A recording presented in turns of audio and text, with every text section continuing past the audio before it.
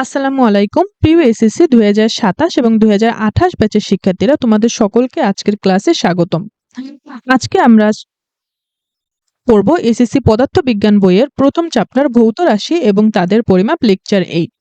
Lecture 8 এ আমরা পরিমাপের ত্রুটি ও নির্ভুলতা সম্পর্কে জানব। গত ক্লাসটি আমাদের ছিল লেকচার 7, সেখানে আমরা স্লাইড ক্যালিপার্স এবং স্ক্রু গেজ ব্যবহার করে স্ক্রু গেজের বিভিন্ন ম্যাথমেটিক্যাল কিছু সিকিউ সলভ করেছিলাম, যেগুলো বিগত বছরগুলোতে বোর্ড পরীক্ষায় এসেছে এরকম। আশা করি পূর্বের লেকচারটি তোমরা ভালোভাবে বুঝতে পেরেছো। তাহলে চলো শুরু করা যাক আজকের লেকচারটি।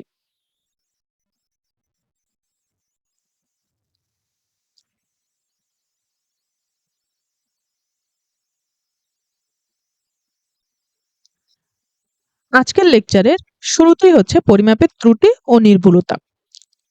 চলো এ সম্পর্কে একটু জানি। ধরো আমি একটি বস্তু আঁকলাম।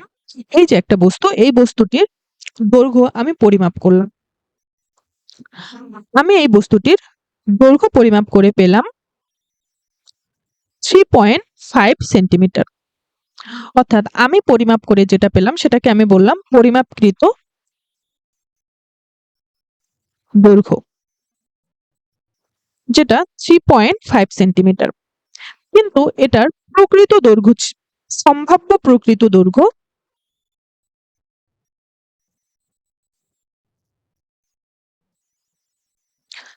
আমি এখানে লিখব সম্ভাব্য প্রকৃত দৈর্ঘ্য, কারণ কোনো কিছুর প্রকৃত পরিমাপ সম্পর্কে এক্স্যাক্টলি মানটা আমরা কখনোই বলতে পারি না।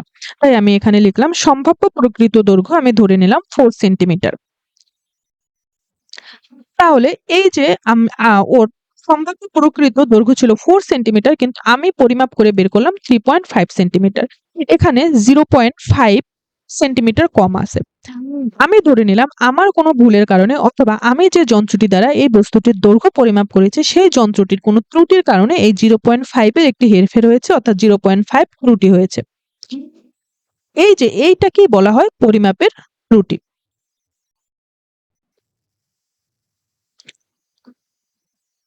এখন আমরা চূড়ান্ত ত্রুটি ও আপেক্ষিক ত্রুটি সম্পর্কে জানবো। চলো, চূড়ান্ত ত্রুটি কি? চূড়ান্ত ত্রুটি হচ্ছে পরিমাপকৃত পরিমাপ এবং প্রকৃত পরিমাপের যে পার্থক্য, সেটাকে আমরা চূড়ান্ত ত্রুটি বলতে পারি। এখানে সম্ভাব্য প্রকৃত, দেখো এখানে সম্ভাব্য প্রকৃত দৈর্ঘ্য হচ্ছে 4 সেন্টিমিটার ছিল এবং আমি পরিমাপ করে পেয়েছি 3.5 সেন্টিমিটার। তাহলে চূড়ান্ত ত্রুটি হচ্ছে 0.5 সেন্টিমিটার।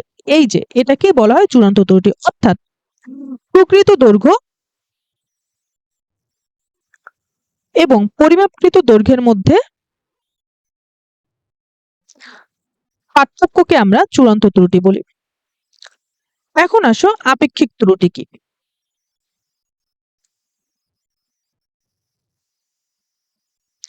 আপেক্ষিক ত্রুটি হচ্ছে চূড়ান্ত ত্রুটি এবং পরিমাপকৃত মানের মধ্যে অনুপাতকে আমরা আপেক্ষিক ত্রুটি বলি। দেখো এখানে চূড়ান্ত ত্রুটি এবং পরিমাপকৃত মান।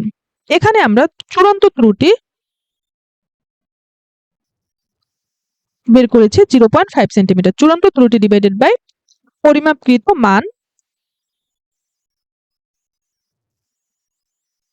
এই দুইটার অনুপাতকে আমরা আপেক্ষিক ত্রুটি বলি। চূড়ান্ত ত্রুটি আমরা পেয়েছি 0.5 সেন্টিমিটার এবং পরিমাপকৃত মান ছিল 3.5 সেন্টিমিটার। এই দুইটার অনুপাতকে আমরা আপেক্ষিক ত্রুটি বলি। মাঝে মাঝে আমাদেরকে শতকরা আপেক্ষিক ত্রুটি বের করতে বলা হয়, তখন আমরা এটাকে 100 দিয়ে গুণ করে শতকরা আপেক্ষিক ত্রুটি বের করি। আশা করি তোমরা আপেক্ষিক ত্রুটি, চূড়ান্ত ত্রুটি এবং পরিমাপকৃত মান, প্রকৃত দৈর্ঘ্য এগুলো সম্পর্কে ধারণা পেয়েছো। এখন আমরা সবসময় চেষ্টা করি যে আমরা কখনোই কোনো দৈর্ঘ্য প্রস্থ যেটাই আমরা পরিমাপ করি না কেন, কখনো আমরা এর প্রকৃত এক্স্যাক্টলি মান সম্পর্কে আমরা বলতে পারি না। আমরা যেটা পারি সেটা হচ্ছে অনুমান করতে পারি, অর্থাৎ এর প্রকৃত মানটা সর্বনিম্ন এবং সর্বোচ্চ সীমাটা আমরা অনুমান করতে পারি। আর আমরা সবসময় চেষ্টা করি যে সর্বোচ্চ এর ত্রুটি তার সর্বোচ্চ কতটুকু হতে পারে, অর্থাৎ চূড়ান্ত ত্রুটির সর্বোচ্চ সীমা কতটুকু হতে পারে সেটা সেটা আমরা জানতে বা সেই সম্পর্কে আমরা অনুমান করতে। সর্বোচ্চ চূড়ান্ত ত্রুটি সম্পর্কে জানার জন্য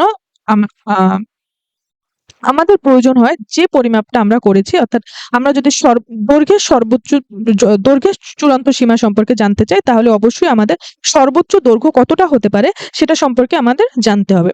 আর আপেক্ষিক ত্রুটি নির্ণয়ের সময় আমরা সর্বোচ্চ চূড়ান্ত মানটা নিয়ে আমরা আপেক্ষিক ত্রুটি হিসাব করি।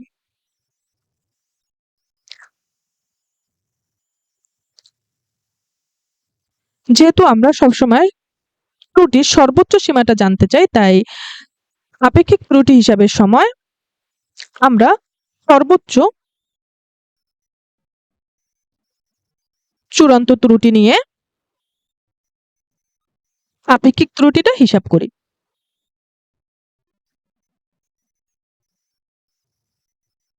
আশা করি তোমরা বুঝতে পেরেছ।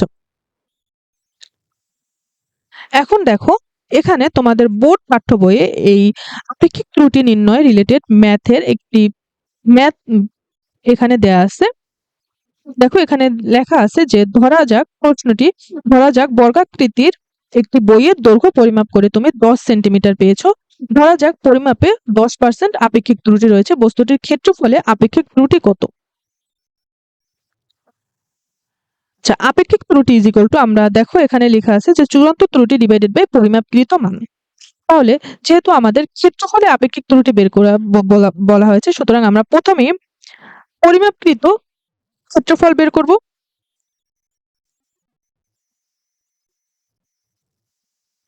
পরিমাপকৃত দৈর্ঘ্য দেয়া আছে, পরিমাপকৃত ক্ষেত্রফল কোন বর্গাকৃতির বস্তুর ক্ষেত্রফল হচ্ছে এক বাহু দৈর্ঘ্য স্কোয়ার, এখানে আসবে 100 সেন্টিমিটার স্কোয়ার।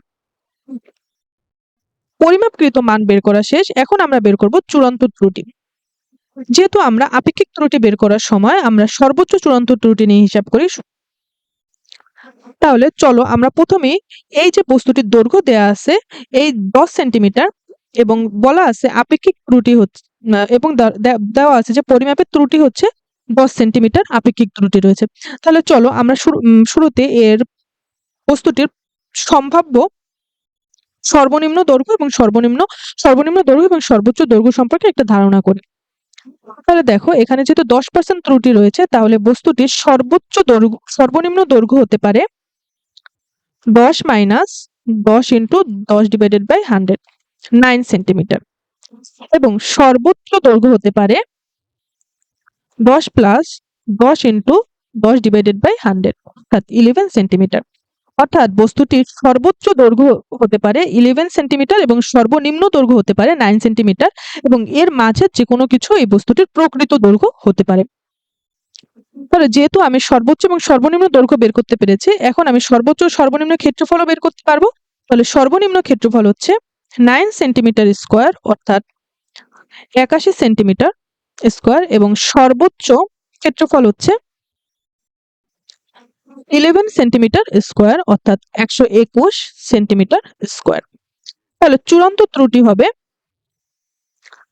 আমরা জানি চূড়ান্ত ত্রুটি হচ্ছে পরিমাপকৃত মান এবং প্রকৃত মানের মধ্যে যে পার্থক্য। তাহলে সর্বোচ্চ চূড়ান্ত ত্রুটি আমরা বের করব।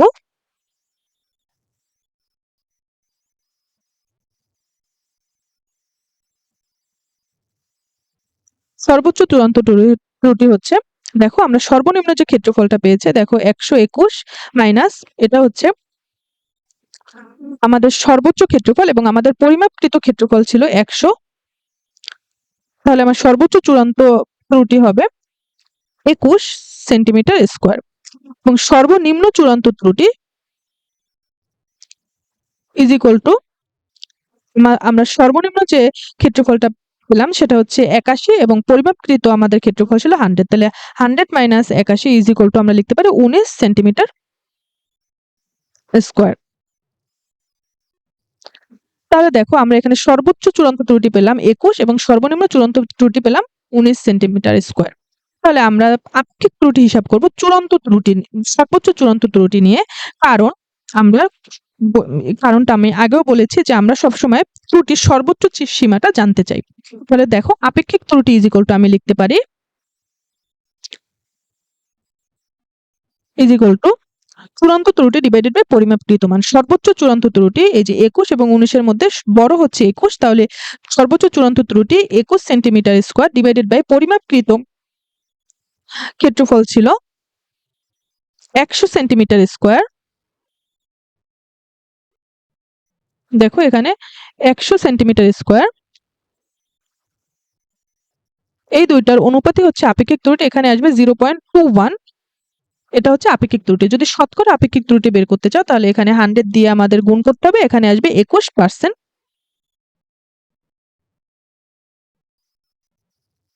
আপেক্ষিক ত্রুটি। আশা করি তোমরা বুঝতে পেরেছো। ঠিক দেখো সিমিলার আরেকটি প্রশ্ন আছে যে সেন্টিমিটার স্কেলে তোমাদের কোনো একটি বাক্সের দৈর্ঘ্য প্রস্থ উচ্চতা দেয়া আছে, এর পরিমাপের শতকরা ত্রুটি তোমাদের বের করতে বলা হয়েছে। আশা করি এই ম্যাথটি তোমরা নিজেরাই করতে পারবে।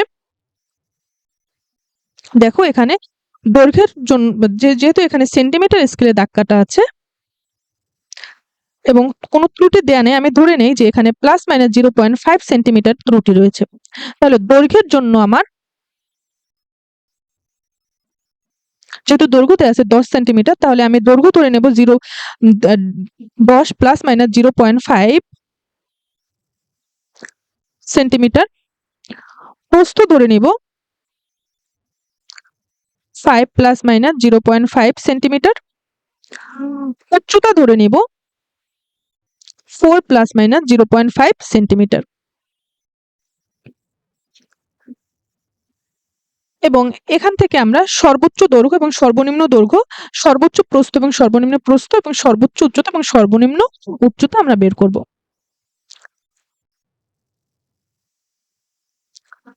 এখানে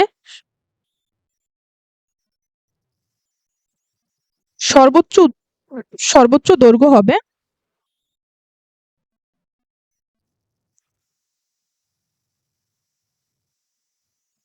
10 প্লাস 0.5 অর্থাৎ 10.5 সেন্টিমিটার। সর্বনিম্ন দৈর্ঘ্য হবে 10 মাইনাস 0.5 অর্থাৎ 9.5 সেন্টিমিটার। সেম ভাবে আমরা সর্বোচ্চ প্রস্থ বের করব 5 প্লাস 0.5 5.5 সেন্টিমিটার। আবার সর্বনিম্ন প্রস্থ 5 মাইনাস 0.5 অর্থাৎ 4.5 সেন্টিমিটার। সেম ভাবে সর্বোচ্চ উচ্চতা বের করব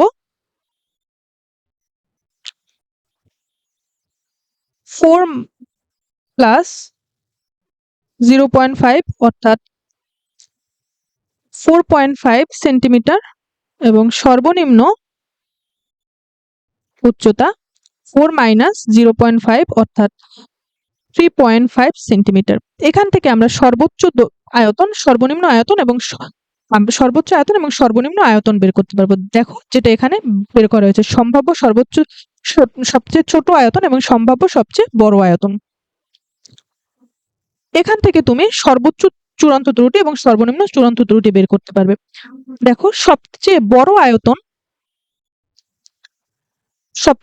আয়তন থেকে যদি তুমি পরিমাপকৃত আয়তন তুমি বিয়োগ দাও তাহলে তুমি সর্বোচ্চ চূড়ান্ত ত্রুটি পাবে, এবং সবচেয়ে ছোট আয়তন থেকে যদি তুমি পরিমাপকৃত আয়তনটা বাদ দাও তাহলে তুমি সর্বনিম্ন চূড়ান্ত ত্রুটি পাবে। আমরা জানি আপেক্ষিক ত্রুটি হিসাব করার সময় আমরা সর্বোচ্চ চূড়ান্ত ত্রুটি নিয়ে হিসাব করি, অর্থাৎ আমাদের 59.875 এর 875 এই আয়তন নিয়ে হিসাব করতে হবে। তাহলে দেখো আমরা জানি চূড়ান্ত ত্রুটি হচ্ছে সর্বোচ্চ পরিমাপকৃত, আপেক্ষিক ত্রুটি হচ্ছে সর্বোচ্চ পরিমাপকৃত চূড়ান্ত ত্রুটি ডিভাইডেড বাই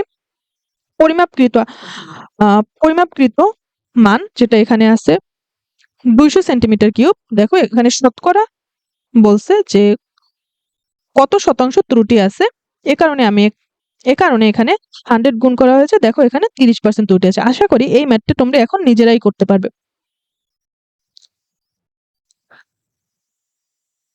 দেখো এখানে একটি বোর্ড প্রশ্ন আছে যে ভিন্ন ভিন্ন দৈর্ঘ্য পরিমাপে একই চূড়ান্ত ত্রুটি হলে যেটির দৈর্ঘ্য বেশি সেটির পরিমাপে সঠিকতা বেশি কেন? চলো দেখা যাক। ধরো আমি দুটি বস্তুর দৈর্ঘ্য পরিমাপ করে প্রথম বস্তুর দৈর্ঘ্য পেলাম আমি 9 সেন্টিমিটার এবং দ্বিতীয় বস্তুর দৈর্ঘ্য আমি পেলাম 10 সেন্টিমিটার এবং চূড়ান্ত ত্রুটি আমি পেলাম দুইটারই সেম। চূড়ান্ত ত্রুটি সেম ছিল, দুটোরই সেম ছিল। আমি ধরো চূড়ান্ত ত্রুটি পেলাম, ধরে নাও আমি 100 পেলাম চূড়ান্ত ত্রুটি, দুটোই সেম। তাহলে দুটোরই চূড়ান্ত ত্রুটি যদি সেম হয় তাহলে আমি আপেক্ষিক ত্রুটি কোনটা চূড়ান্ত ত্রুটি নিয়ে হিসাব করব? যেটা দৈর্ঘ্য বেশি অর্থাৎ 10 সেন্টিমিটার, এই 10 সেন্টিমিটারের জন্য এই 10 সেন্টিমিটার নিয়ে আমরা চূড়ান্ত ত্রুটি হিসাব করব। পরিমাপকৃত মান আমরা ধরবো যেটার দৈর্ঘ্য বেশি সেটার। কেন? দেখো বস্তুটির দৈর্ঘ্য বেশি হলে পরিমাপকৃত মানও বেশি হবে। তখন চূড়ান্ত ত্রুটি একই থাকলেও মতে আপেক্ষিক ত্রুটি কম হবে, কারণ পরিমাপকৃত মানের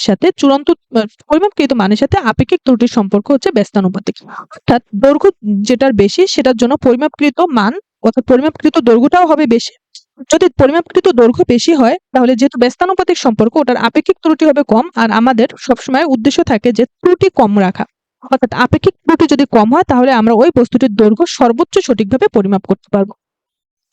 আশা করি তোমরা বুঝতে পেরেছো। দেখো এখানে কিছু জ্ঞানমূলক প্রশ্ন অ্যাড করা আছে। বোর্ড প্রশ্ন, আপেক্ষিক ত্রুটি কাকে বলে বা কি তোমাদেরকে পড়ানো হয়েছে এবং চূড়ান্ত ত্রুটি কি এটাও তোমাদের আলোচনা করা আছে। আশা করি আজকের লেকচারটি তোমরা বুঝতে পেরেছো। তাহলে আজকে এখানেই রাখছি, দেখা হচ্ছে নতুন কোনো ভিডিওতে নতুন কোনো টপিক নিয়ে। আর হ্যাঁ, তোমাদের জন্য একটি ছোট্ট রিমাইন্ডার, তোমাদের সকলের সুবিধার্থে এই চ্যাপ্টারের প্রতিটি লেকচার প্লেলিস্ট আকারে আমাদের ইউটিউব চ্যানেলে আপলোড করা থাকবে, যাতে কোনো ক্লাস মিস হয়ে গেলে তোমরা ওই লেকচারটি সহজেই দেখে নিতে পারো। সবাই ভালো থাকবে, সুস্থ থাকবে। আল্লাহ হাফেজ।